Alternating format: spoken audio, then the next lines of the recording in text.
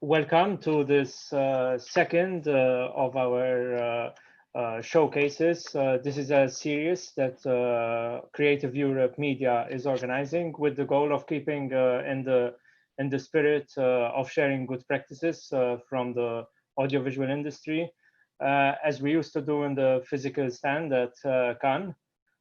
Because for us, both the discussion with professionals and sharing of knowledge, experiences, and tips is a crucial part of our dialogue with industry and stakeholders, and with what we do. We are live not only on this platform of the Marché du Film, but also on YouTube. Please use the hashtag European Film Forum to enrich the debate on social media.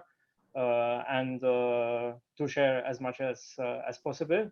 We're discussing today distribution, and we're just discussing distribution at a time, of course, where the crisis has hit really badly the whole audiovisual industry. And we're lucky for the second showcase of media in Cannes to have with us Eduardo Escudero from Contra Corriente in Spain, and Marijke Musselaars from Lumiere in Belgium, Netherlands, dealing with the Benelux countries. And what we're particularly interested in hearing is how these two companies have really taken the initiative to deal with the crisis immediately, which hit them when the cinemas were closed. Of course, we're living in unprecedented times. We've been hearing quite a lot that the crisis, not just in the audiovisual industry, but pretty much in all industries around the world, has really been an acceleration of trends. And I think, as you'll hear from the showcase, this is also part of the experience. I think the two companies have been extremely agile in dealing with the crisis, and we'll learn what they've done. What is likely to stick going forward as cinemas start to reopen, and what might need to change in future. So I'd like to thank Marijke and Eduardo for being with us. I'll start with you, Marijke. Just could you present yourself, present Lumiere, and tell us in a nutshell introduce the company. Of course. Thank you so much for having me, for having us today. My name is Marijke Musselaars, and I'm co-CEO of the Lumiere Group in the Benelux. We have offices in Amsterdam and in Ghent. I'm in Amsterdam right now, even though you can't see it. And we do a lot of things, actually. The company started as a cinema in Bruges. And we now have 3 cinemas, 1 in Bruges and 2 in Antwerp. We're actually working on a 4th one in Mechelen as well, so all in Belgium. And then out of a certain frustration that a long time ago, certain films and actually TV shows were not available for distribution, we started a distribution department. So we do all rights, film and TV distribution, a little bit more TV at the moment. We're very much cherry pickers when it comes to film. And on top of that, we moved into production, co-production, and we also have 2 animation studios. The latest addition to this whole ecosystem, as you may say, is the fact that we have the first EST platform for TV shows in the Benelux. And as we will talk about a little bit later on, we also now have a film VOD platform. Yeah, in fact, maybe I'll introduce Eduardo, and then we'll go directly into the film on demand platform. Eduardo, you are in charge of a distribution company called Contra Corriente, against the current. Could you tell us how? Perfect name for foreigners. We put this particularly to put in a difficult moment of not Spanish speaking people. Now, thank you for inviting me to this panel. Yes, A Contracorriente was released its first film in 2010. So we should be celebrating 10 years of releasing films on theaters, but this 2020 is not a year to celebrate many things, so we will postpone. But we are just a 10 years old company with a team that comes from other ventures in the past, from other distribution companies. In some manner, we can say that we are a spin-off of Notro Films, because all the members of Notro Films are practically in A Contracorriente, and all key roles in A Contracorriente are partners of A Contracorriente. So this gives us an extra implication to everybody in the team. We distribute. We are a theatrical drive-in distribution company based in Barcelona. But we also produce films. We manage 5 theaters in Madrid and Barcelona, 25 screens. We also have opened a branch dedicated to event cinema, because we need to explore also that part. And now recently we have opened this Sala Virtual de Cine, that is one of the purpose of this panel today, to explain our experience there. Marike, as you mentioned, your company immediately pivoted. So you were in film distribution. Cinemas closed literally from one day to the next. How did you handle the crisis? Did you see it coming? Were you expecting the cinema closures? And if I'm not mistaken, within a day, basically, you put the films that had been in the cinemas on your platform. I think everybody kind of expected something, but nobody expected it to happen so fast. I think that was, I was in Belgium that week, and especially the last 2 days when we thought the cinemas were going to close, it felt like being in a war room. Like we were sitting there, and every moment someone came in with the latest news, etc., etc. Now the good thing is we had the infrastructure already. So 3 years ago we started a platform mainly for our TV shows, because we thought there were a lot of opportunities and a good infrastructure for film already when it comes to TVOD and EST. But there's in the Benelux, at least, there's no iTunes TV store. There's no Amazon offer for transactional TV shows. So you cannot buy or rent one TV show legally online in the Benelux. It's just impossible. And out of a frustration that our shows were sometimes just not available because they were in between certain windows, in between the public broadcaster and Netflix or something, and they were only available on DVD, we started our own platform. So we've been working with that for a long time. We put some of our films on there as well, but it was mainly a platform for TV. And then indeed, the moment the cinemas closed, we said, okay, let's just create a different store on our platform and put all the films that we have in our cinemas online right now. So we had to call some of the distributors, of course, because they're not all our films. They're definitely also other distributors, and create a rev share model there. But everybody was very willing. And indeed, within a day, we had, I think, 10 films online, and then the rest came the week after. Yeah. Eduardo, same thing in your case. We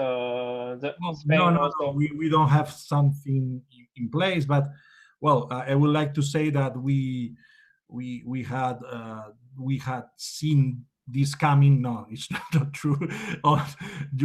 We have on Tuesday, March 10, our first conversation regarding the closure of the imminent closure of the cinemas. We say internally the cinemas are going to close very soon. Obviously, nobody expected during 3 months, but this is something. And the same day, we recoup the idea we have been working since months ago because we had the idea to create an on-demand complement to our Cinemas Verdi. Okay, and therefore we have advanced conversations with providers, and everything was more or less ready to start in some moment very soon.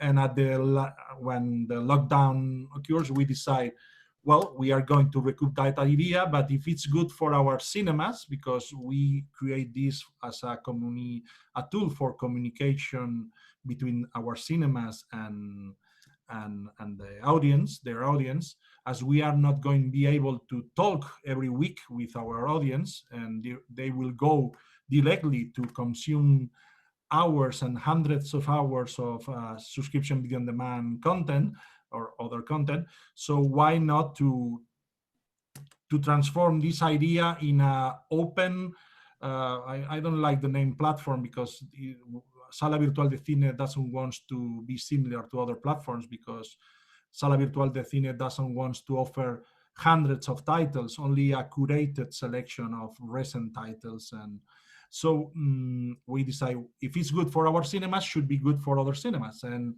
we changed even the name we had in mind at the beginning. We put a name not very cool, but self-explanatory in itself, Sala Virtual de Cine. Not very cool, but self-explanatory. And without any reference to a contracorriente or to our cinemas, in order to invite other distributors and other exhibitors to join this service.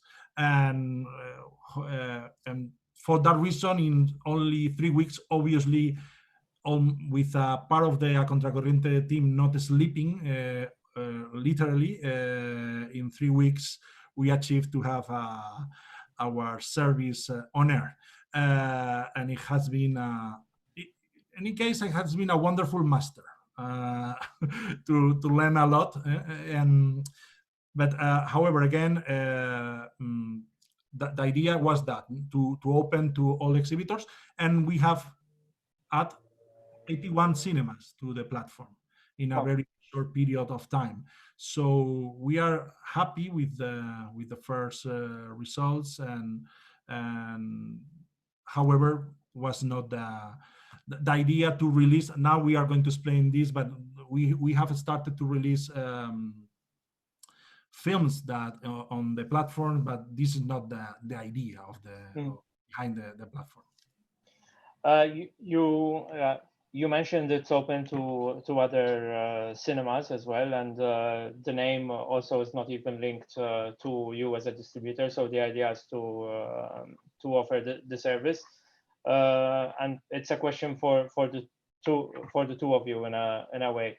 How do you see this going forward? I know we'll discuss the cinema reopenings later, but definitely at the moment, clearly, most of the action, if we say, is still taking place at home. So whether it's TV content or films, it's mainly being watched at home. Is it something you intend to continue offering over the coming years, given your experience? Definitely. Yeah, this is going to be here to stay. Of course, we're not expecting let's say the market share that we had during the last months. You can already see that now that the cinemas are opening, that the share of film or premium VODs, by the way, like we needed another abbreviation there, but okay. On the platform, you see that is going down, but it's definitely a service that we want to keep on offering to our audience. Yeah. And by the way, Eduardo, is quite funny because our name is also quite stupid. It translates as cinema at home. So it's basically is what it is. And it has 2 J's in it in Dutch. So it's a really ugly URL. But if you have to do something on one day, you just get it out there. Yes, it's part of the element, but also not to spend many time and money to explain what is behind a brand that is new. And so why not to explain in the title what we propose? No, definitely in our case also, we want to, Sala Virtual de Cine, will stay. Obviously, what we did during these months of lockdown was to release new films. So in no event was a break of the windows, because we are not breaking anything, because the cinemas were closed, and we did that because we foresee complicated upcoming months in fall, winter to release films, and we had many films pending of release, so we decided to continue our release. But this was a wonderful moment to explore, to experiment, and for that reason we. Nothing new, because you always there are always video on demand titles, direct to video on demand every week, American B movies or whatever. You always have that. But the question was, and if we would be able to create a brand also for the films around a digital release, and if this is possible, no? To create some. And yes, the answer is yes. We have achieved to create almost the same brand on the video on demand release that we achieve on theaters. But the point is that for that we spend almost the same amount of money that we spend for a theatrical release, and obviously in summary, there is no this is not a sustainable model in the time. Okay, if you ask, you can create a brand around video on demand release for a film. And to create a brand is what we do, the distributors, to add value to with our job. And the question is, yes, you can, but at a cost that the incomes don't justify, the return don't justify the investment. So I need to conclude that has been a wonderful experiment to create that brand on video on demand and the digital world. However, theaters, as we suspect before to do these experiments, should still be in the center of everything, and we need to release first on theater and after on the platform. Another thing is flexibility of timings, because I think also we need to discover how to be flexible in order to make a jacket, a suit for every single film, but because every film deserves a different release strategy, and therefore we cannot apply the same model to a small independent documentary than that the model we apply for The Lion King. It has no sense. But again, we strongly, after our experiment that confirm our suspects, theaters should be in the center of the equation. And for that reason, Sala Virtual de Cine is counting with the cinemas and wants to add more cinemas, explaining them that they are losing the opportunity to catch up these films that have a short life in their screens. Many of the independent European films has a short life in the screens, in the big screen. So they have an opportunity to offer like a catch up to their audience these films, and to take also an advantage of this joint venture that we do with exhibitors when we release a film. In some manner, we are putting the efforts. Obviously, the risk is on the hands of in the distributor side, the risky part. But we make an effort, and it's a pity to make that effort for only 1 week in the 2 weeks. So we need to take advantage and to find the way. I think that's. Can I? Is that okay? Yeah. I was gonna. I think it's an interesting point that you make about the margins being so low. Obviously, it's the same thing for us, especially when it comes to films that are not ours as a distributor. So where we have to split the income with obviously the other distributor, but also with a cinema if there's traffic generated from another cinema to our platform. But I think, I mean, in the end for us, it's a little bit of a different business model because we have the TV store there as well. And we can use the data that we get from people that come in on the film store to, let's say, nudge them, guide them into our TV store. So that's something that we've been trying to do the last months. And it's working. We've converted like 30% of the people that came in for a film, converted them to a cinematic TV show. So that is something that I think is really interesting. And the other thing is when the cinemas open again, what we really want to do is use the platform as a way to, let's say, deepen the relationship with our audience. So we're releasing Tarkovsky's The Mirror, the re-release in our cinemas now. We have the documentary on our platform and we do promotion in the cinemas for the documentary, et cetera, et cetera. So that is the kind of model that I want to explore a lot more in the future. In your two cases, and I think probably this is something which we will see more and more in future. You're not just classic distributors, but as you said, Marika, you started with cinemas, and in the case of Eduardo, you started with this film distribution, but then you also have cinemas. You're working on event cinemas. So to me, it seems that going forward, scale becomes extremely important, and as you say, having different complementarity is essential. Would you agree? Yeah, totally. I think diversifying is key for every distributor out there right now. And you see a lot of distributors, but also sales agents moving upwards, moving to go into production, into co-production, co-financing, etc. So did we. But I think it's even more important that you get that relationship with your consumer going, because in the end, that is the data that we need and that will help us to move forward and eventually also create new products as well, new films and TV shows. And what has been the response from the audience for the films you've released online?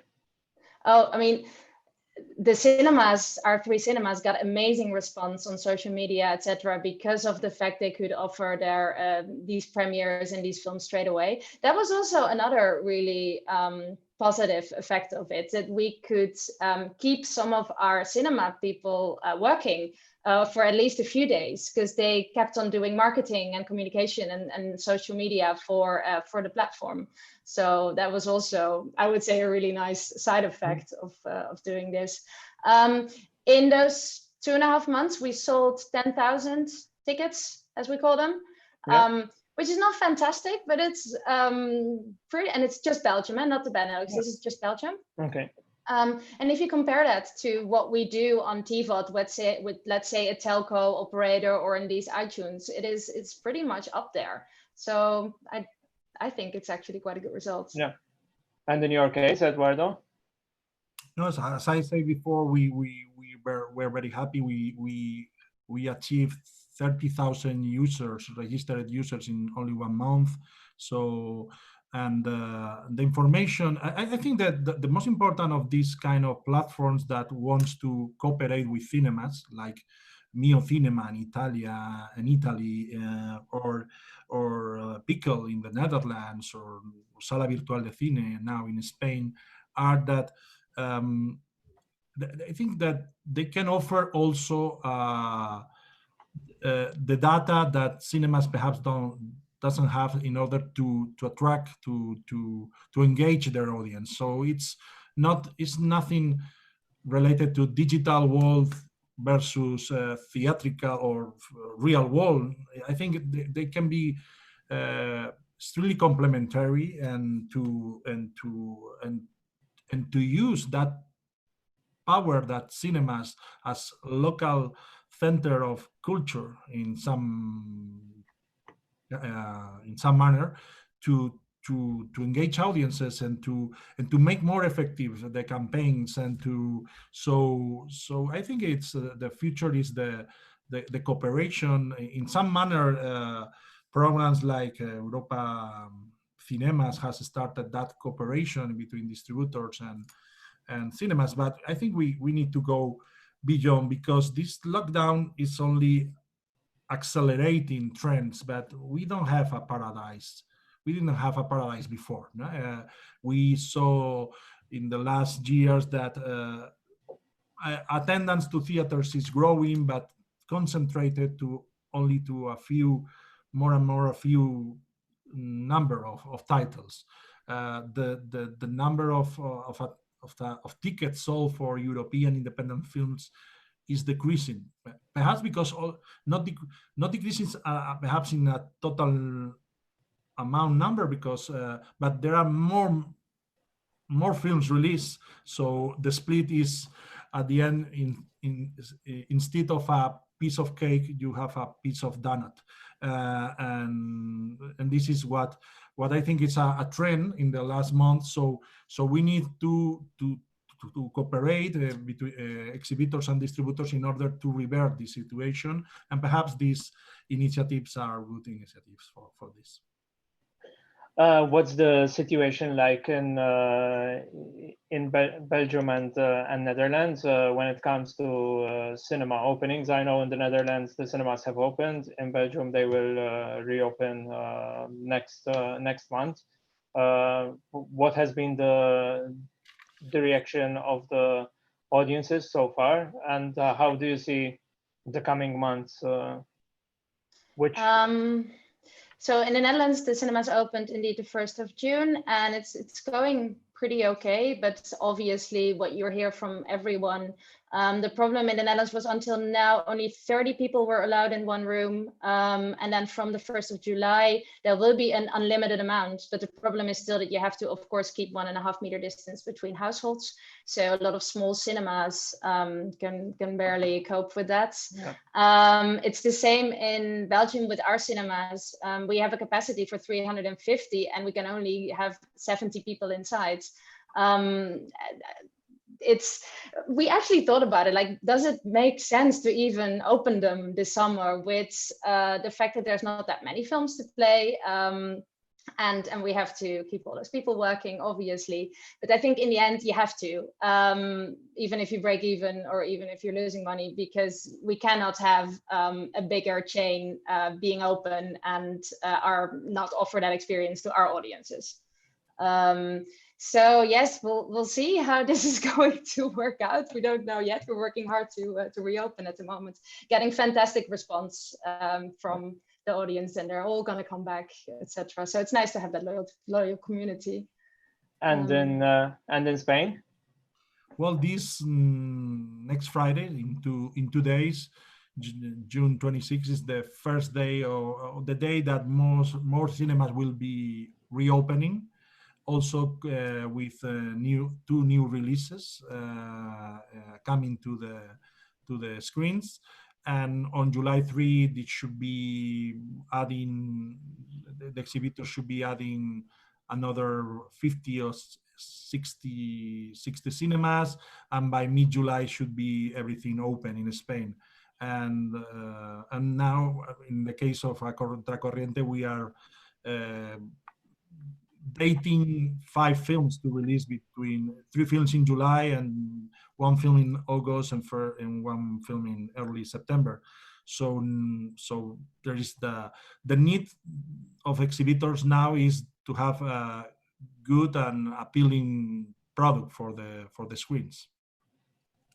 In Marijke, you were mentioning that you're coming up with a new, I must say, quite interesting concept in the coming weeks. Can you share what Lumiere is going to do in terms of its VOD offering and how it will work? Of course. So we've we've been looking a lot at, because, okay, so first of all, like everybody, I've done all the calculations. Can we do a subscription video on demand? Can we make it work? But basically we can't. I'm not going to be able to make a profit. Also, the MGs and the license fees for SVOD are so extremely high because it's in such high demand and there's so many platforms. So we had to say, okay, this we cannot do. But are there other possibilities to, let's say, monetize EST rights in a different way? Like, how can we create a more loyal community, people that keep coming back, because that's the joy of SVOD, obviously. Still using what we have, which is these EST and TVOD rights. So what we're going to do is we're going to come up with a model where people can sign up for a monthly fee. And for that monthly fee, they get 1 credit. And for that credit, they can buy 1 TV show or 2 films. It's still EST, so people keep their TV show, keep their films. It's still theirs forever, even if you cancel your subscription.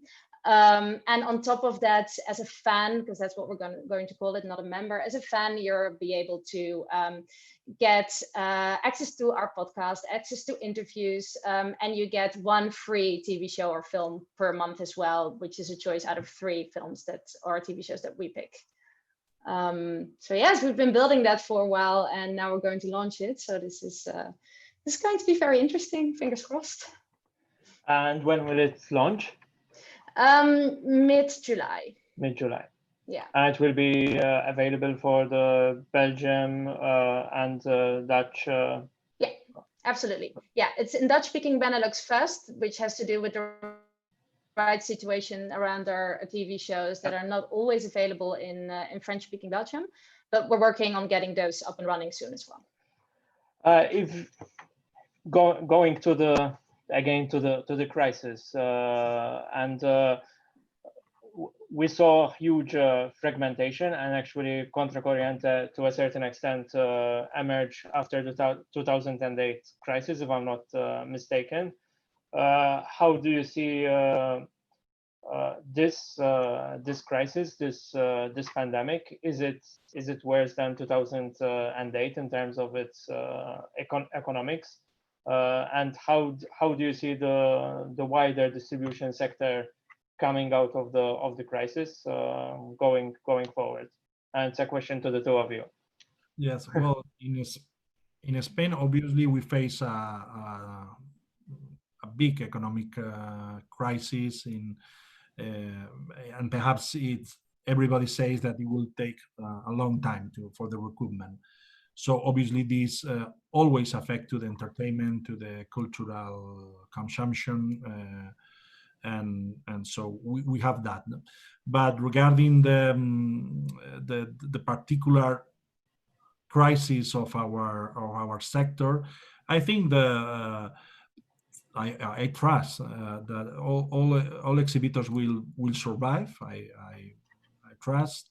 I think this will happen, and obviously the distributors will face a new challenge, because I think that, as I said before, the trends are that more and more often the films, the audience is concentrated in a fewer films. So our challenge as independent distributors is to try to reach the same or that audience that the market allow us, with perhaps with a reduction of cost, and to be more effective, because if not, I see difficulties for many distribution companies, not this year, perhaps in 21 or 22, because this is also affecting our TV clients, and so who knows where we will be,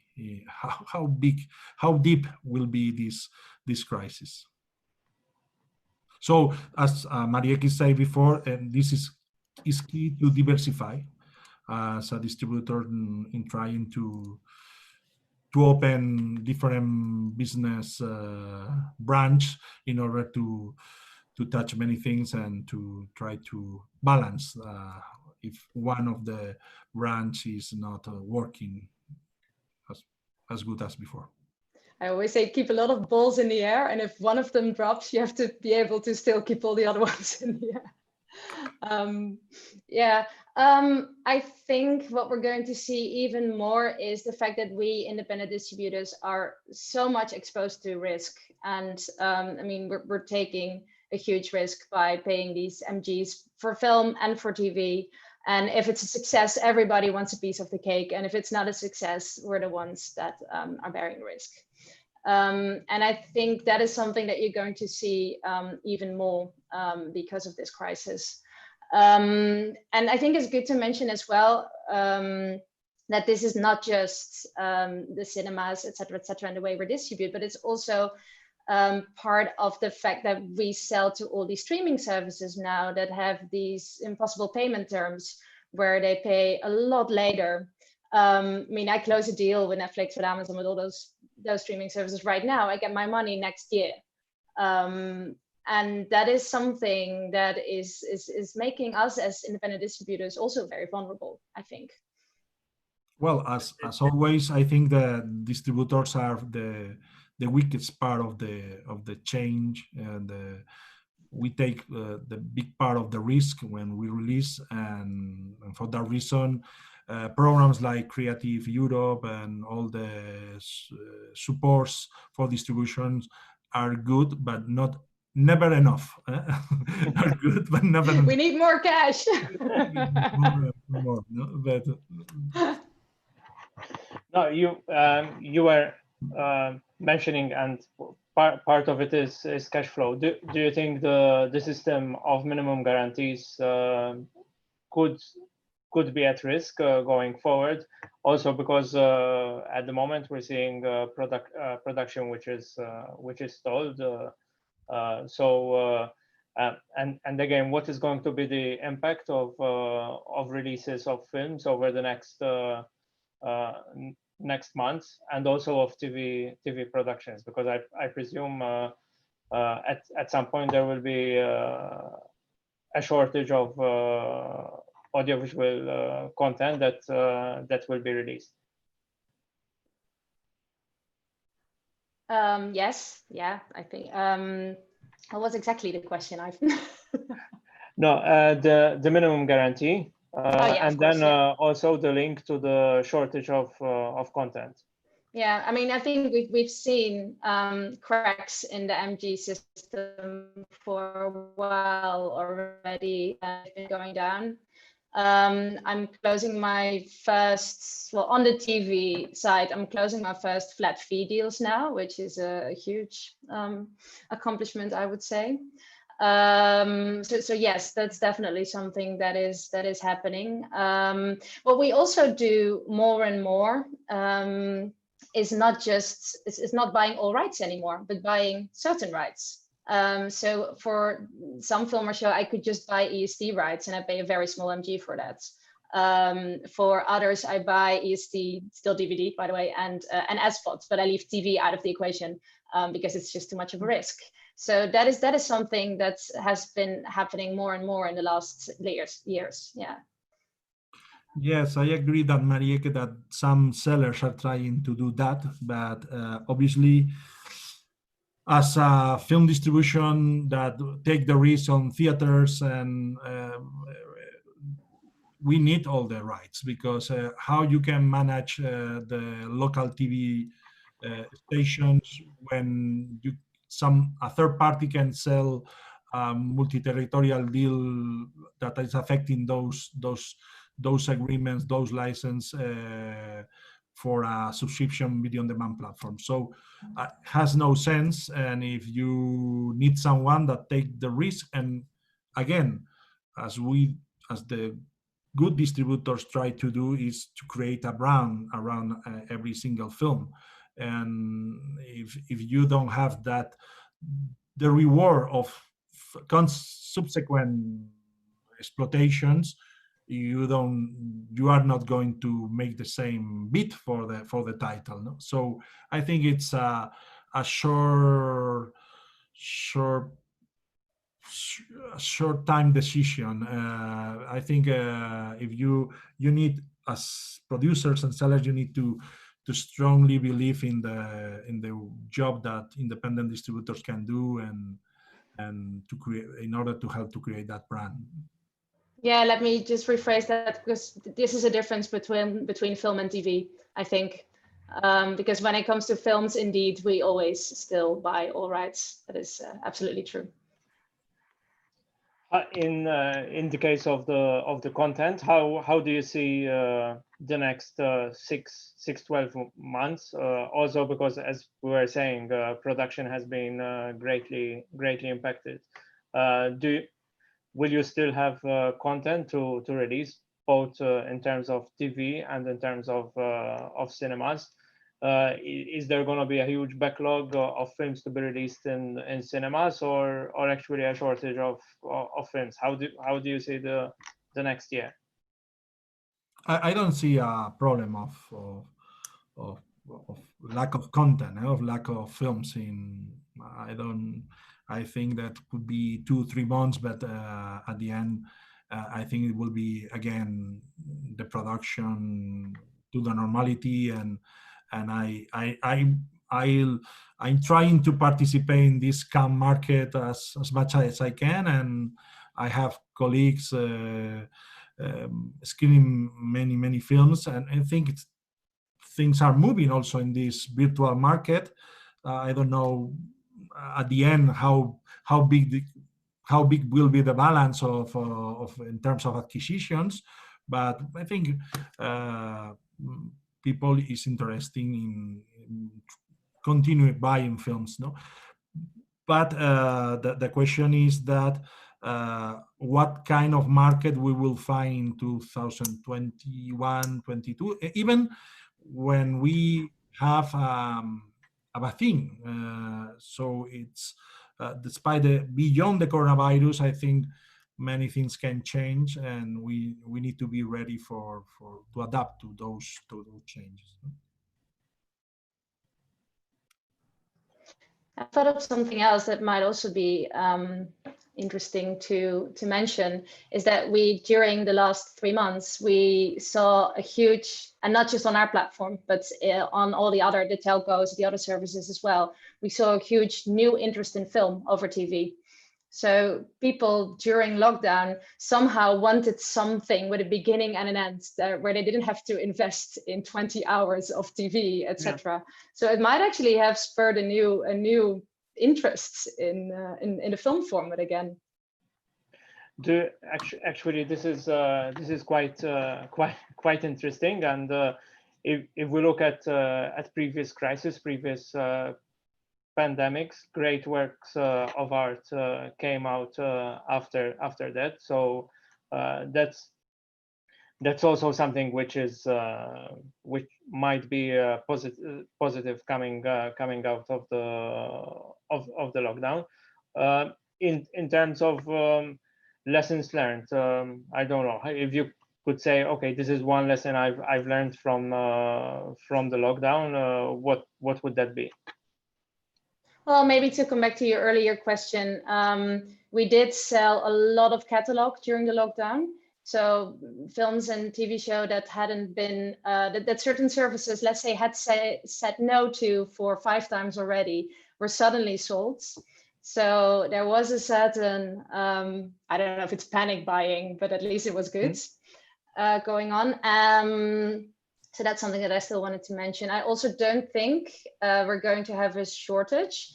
Also because we work a lot with Scandinavia, and in Sweden they haven't stopped filming. Yeah. So in that sense, those shows are just going on.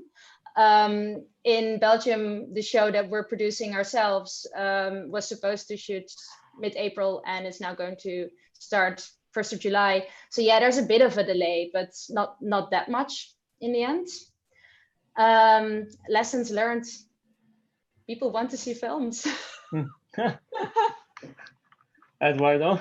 No, yes, I agree with Marieke that people want to see films, and I think this big technological subscription video on demand platforms that for some people of these industries are the enemy. I don't agree with that, but even if they are the enemy, we need to recognize them that they are creating now film lovers for a complete generation of people that I think this is an ecosystem, and as we always say, and people is discovering directors and wonderful stories in these platforms, and perhaps those directors, those wonderful talents that are now working for these platforms will direct a film intended for theatrical, and we will have a fan base for these directors and for these people. So they are contributing to also to create film lovers, because it's something that we agree that perhaps we have lost one or two generations of film lovers, because during many times no opportunities to screen films in a legal way, when the public broadcasters many years ago decide not to broadcast classic films or so now perhaps we have that opportunity, no? And what we have discovered during this lockdown is obviously the Sala Virtual de Cine was a challenge for us, and was like as I said before, like a master, the best master we can took. We have learned a lot, and we have learned that I think in the future, exhibitors and distributors, we need to work more closely. Perhaps distributors need to take the control of many of the media creative programs, and to create some kind of a structure like Europa Cinemas, and to manage those programs in order to fit better, something that we need to consider and to talk. But yes, flexibility between exhibitors and distributors, and open to talk of many things, because it's a matter of survival for everybody. Because any independent distributor is going to change the rules worldwide, but I'm sure studios are already changing the rules. So we can sit and wait and to receive that splash on the face, or we need to be, we can be proactive and to start to build something that has sense for everybody. I've got a question from Gustavo Maximiliano, and anyone who has a question, please ask it now, because we'll soon need to close the session. And he asks, from a distributor's perspective, what are the kinds of movies that you consider as a good product in the current scenario, and which characteristics are you paying attention to in the next months? I'll let you answer this one. I mainly buy TV, so.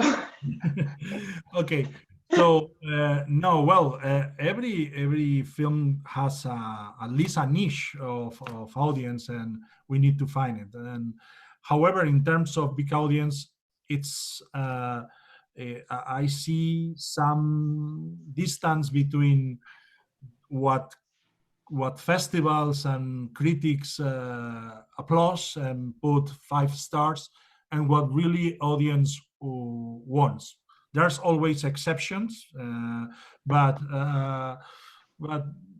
people, perhaps because the crisis, perhaps now wants to be entertained, and the extra doses of drama perhaps is not the best moment at this time. No? Obviously, this will mean that we will lose wonderful films because our drama. No, there are not a magical answer to this. Every film is different, but obviously, certainly to go to the theaters and to try to have a traditional exploitation needs to connect with the audience and to be audience friendly. I don't know how to define this, but it's not the time for in theaters, because it's as per definition, the theatrical experience is a common experience of many people. So if you only achieve to put 5 people in the showtime, and that showtime is not really a common experience, so the theatrical lose its sense for that film. So, and it's very difficult right now, because the people is not the distributors. People audience is extremely selective, because as you see behind Marieke, you have plenty of content to choose, not only in Lumiere platform, all the platforms that are already in place and that are upcoming in the next months. So you are plenty of offers. So you need to, and when you need to go to the cinema and to spend 8-10 euros, well, depending the country, you need to think that they took a decision, and you are competing with 12 to 14 films per week, new releases in our country. So it's very difficult. So to be in theaters, because the audience is very selective, we, the distributors, we need to be extremely selective. Thanks. I take one final question from the audience, and the question is: do you believe, from Bernard Attal, do you believe that festivals will continue to have the same importance in terms of curating for future film releases, or whether their role will change? Well, I think yes, definitely. Important festivals like Cannes or Venice, San Sebastian, or Berlin, I'm sure they will have a significant importance. And we see that when they reward a film, this is a push for that film. Not always, because if the film is, again, as I mentioned just before, if the film is extremely complicated, perhaps the audience wants not so complicated films. But in general, yes, they have a wonderful role, and I think those physical festivals will have definitely a future or a role to play. And yeah, they are helpful. indeed, They are not just, oh, sorry. No, Yeah. No, indeed, not just that, the physical component of the festival. When this whole thing started, I really thought, oh, this is going to be okay. We'll do all these online versions of festivals and I'll discover just as much as I normally discover, but it's just not the same. I mean, this is a fantastic experience, but I still don't happen to meet up with that person around the corner that is going to pitch me the next fantastic projects. And those are the small things I think that festivals are really good at. Yeah. Well, festival, the definition of festival comes from party. Festa, festum, yeah. Festival, party means a join of people to celebrate something or to share a common interest. Not so it's physical. So I defend the physical festivals and the future of physical feature. We have another question, very quick response, because we'll soon really need to stop. Do you see, and you've touched upon it, Eduardo, already, the difference in films, but the question is for premium VOD, do you think in future we might have shorter cinematic runs? Will maybe this become more acceptable, especially in markets where there are strict windows, also because of this experience? And also, as you mentioned, the complementarity of VOD to theatrical release. Theatrical release is still extremely important, and VOD can never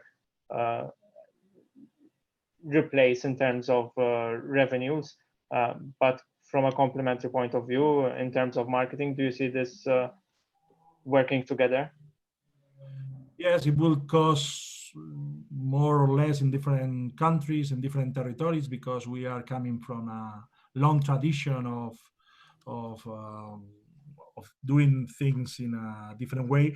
But I think that it's a question of numbers and to see and to explain in the right moment. Perhaps it's not right now in the reopening is not the right moment to explain to the theaters, but because we need also distributors to be focused on the reopening and to bring people to the theaters again. This is our main objective. But in some moment we need to have that conversation, and I'm optimistic to try to convince at least the Spanish exhibitors that what we are proposing for the exhibition is good. And we please don't forget that we are exhibitors. We manage 5 cinemas. In fact, we are thinking to invest an important amount of money in a new cinema.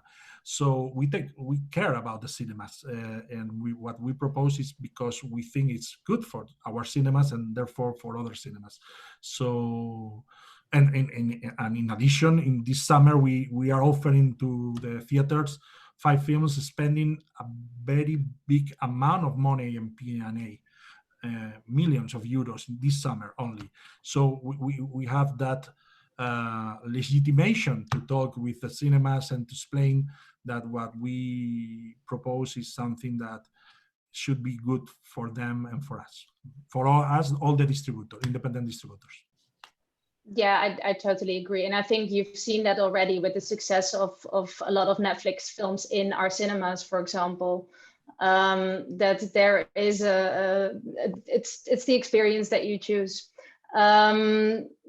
I think it's indeed here to stay, and you choose your release strategy on a title by title basis, and some films will indeed get a shorter exclusive theatrical windows, and others might go day and date on the platform. It's every film is different, and you really have to choose a tailor-made release strategy per film, I think. Thank you so much for this wonderful discussion. I think we really touched upon some really interesting examples, some really interesting lessons learned from this crisis. So I would really like to thank both you, Eduardo, and you, Marijke, for this fascinating discussion. This showcase will be available on our digital single market YouTube channel, so you can go back and watch. And I would remind, please join us tomorrow for the next showcase, socially distanced, digitally close film festivals and markets during the COVID-19 pandemic and beyond. So thank you very much for listening, and thanks again to the speakers for this fascinating conversation. Thank you. Bye-bye. Thank you. Bye. Bye.